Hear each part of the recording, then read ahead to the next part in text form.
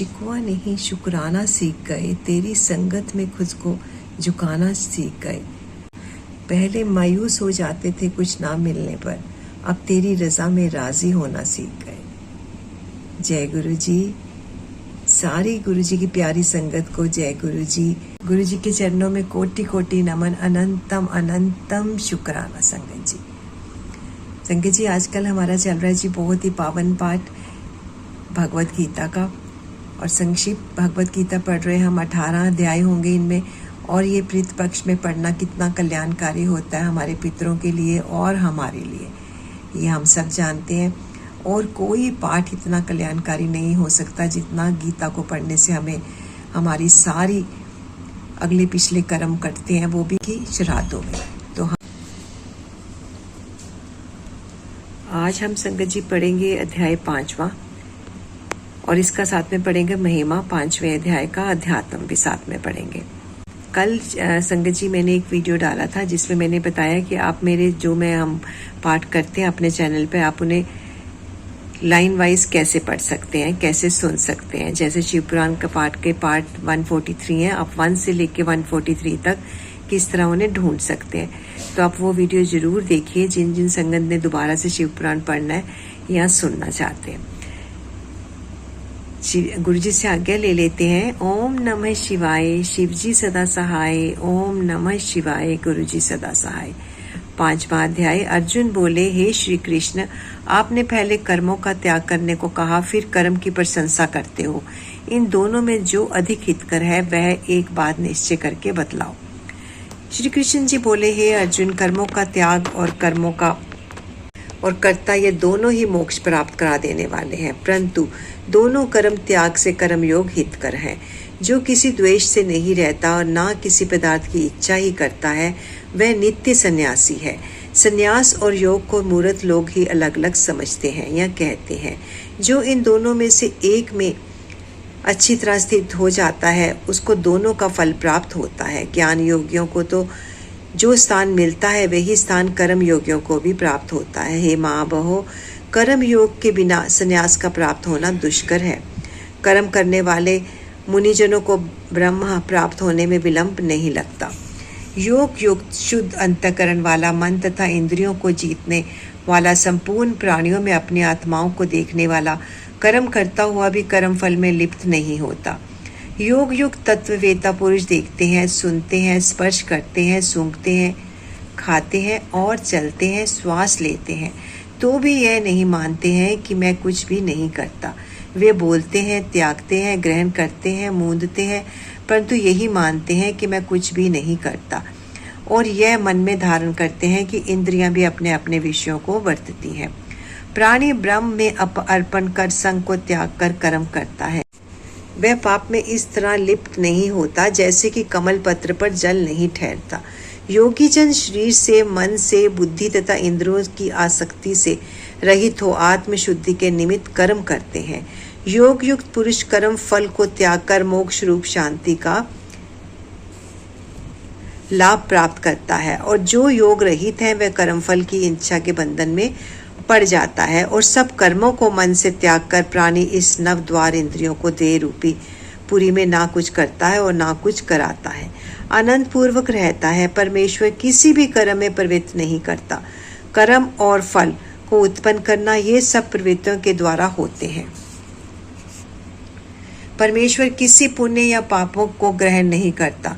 ज्ञान जो अज्ञान से आच्छादित है उसमें जीव मोह को प्राप्त होते हैं, परंतु आत्मज्ञान के द्वारा जिसका ज्ञान नष्ट हो गया है उसका वह आत्ममंथन परमेश्वर के रूप में ऐसा प्रभावित करता है जिस प्रकार सूर्य संपूर्ण संसार को प्रकाशित कर देता है। उसी परमात्मा में जिन मनुष्यों की बुद्धि स्थिर है और उसी में लगाए में रहते हैं, उसी में निष्ठा रखते हैं और जो सदा उसी के चिंतन में लगे रहते हैं, ज्ञान द्वारा जिसके सब पाप नष्ट हो गए हैं, वे इस संसार में पुनः जन्म नहीं लेते, क्योंकि ब्रह्म निर्दोष और सर्वत्र समान है। इसलिए वे ब्रह्म को प्राप्त हो जाते हैं। जो प्रिय पदार्थ पाकर प्रसन्न और अप्रिय पदार्थ पाकर खिन्न नहीं होते हैं, ऐसे स्थिर बुद्धि वाले मोह रहित ब्रह्म वेता को ब्रह्म स्थिर जानो। जो बाहरी पदार्थों में चित्त को आसक्त नहीं होने देता, वही आत्म सुख का अनुभव करता है। इंद्रियों के स्पर्श से जो भोग किए गए जाते हैं वे वस्तुतः दुखदायी होते हैं। उनका आदि भी और अंत भी है। हे कौंतेय, ज्ञानी लोग ऐसे भोगों में रत नहीं होते। शरीर छूटने के पहले जो मनुष्य काम और क्रोध के वेग को सहन करने में समर्थ होता है वह योगी और सच्चा सुखी है। जो योगी आत्म सुख से सुखी, अंतरात्मा के आनंद से आनंदित और अंतर ज्योति से ही प्रकाशित है वह ब्रह्म रूप हो ब्रह्म निर्वाण को प्राप्त करता है। काम तथा क्रोध जिनमें नहीं है, मन के वेग को जिसने रोक लिया है, ऐसे में ऐसे आत्मज्ञानी योगियों को ब्रह्म निर्वाण सहज ही प्राप्त हो जाता है। बाहरी पदार्थों के संयोग से अलग रहकर दोनों बाहों के बीच दृष्टि लगाकर नासिका के भीतर चलने वाली प्राण वायु तथा अपान वायु को सम करके इंद्रियों, मन और बुद्धि को वश में करके इच्छा, भय तथा क्रोध को त्याग कर मोह की इच्छा करने वाले योगी जन जीवन मुक्त है। जो मुझको सब यज्ञों और भोक्ता, संपूर्ण लोगों का स्वामी और सब प्राणियों को मित्र जानते हैं, उन्हीं को शांति प्राप्त होती है। 5वें अध्याय का महात्म्य, यानी कि इसको पढ़ने से हमें क्या किस फल की प्राप्ति होती है, हमारा किस तरह कल्याण होता है, यह संगत जी देखते हैं। श्री भगवान जी बोले, हे लक्ष्मी, अब 5वें अध्याय का महात्म्य सुनो। एक पगला नामक ब्राह्मण अपने धर्म से नष्ट हुआ। वह कुसंग में मच्छी मांस खावे, मदिरा पान करे, जुआ खेले। जब उस ब्राह्मण को जाति ने छेक दिया गया तो वह दूसरे नगर में चला गया और देव योग से पिंगल नाम के राजा के यहाँ नौकर हो गया। राजा से और लोगों द्वारा चुगलियां किया करे। वह बहुत दिन बीते तो वह धनवान हो गया और उसने अपना विवाह कर लिया। परंतु स्त्री वह बेचारणी आई और वह स्त्री को नित्य मारे। एक दिन उस स्त्री को बहुत मार पड़ी। तब उस स्त्री ने दुखी होकर अपने पति को विष दे दिया, जिससे वह मर गया। फिर ब्राह्मण ने तोते का जन्म लिया। कुछ काल बीते वह स्त्री भी मर गई। उसने तोती का जन्म पाया। तब वह फिर उस तोते की स्त्री हुई। एक दिन उस तोती ने तोते से पूछा, हे तोते, तूने तोते का जन्म क्यों पाया? तोते ने उत्तर दिया, हे तोती सुन, मैं अपने पिछले जन्म का हाल कहता हूँ। मैं पिछले जन्म में ब्राह्मण था, अपने गुरु की आज्ञा नहीं मानता था। मेरा गुरु बड़ा विद्वान था, उनके पास और भी विद्यार्थी थे। गुरुजी को जब किसी और विद्यार्थी को पढ़ाते थे तब मैं उनके बीच में बोल पड़ता था। कई बार गुरुजी ने मना किया पर मैं नहीं माना। तब गुरुजी ने श्राप दिया, जा तू तोते का जन्म पावेगा। इस कारण मैंने तोते का जन्म पाया। अब तू कह किस कारण से तोती हुई? तोती ने उत्तर दिया, मैं पूर्व जन्म में ब्राह्मणी थी।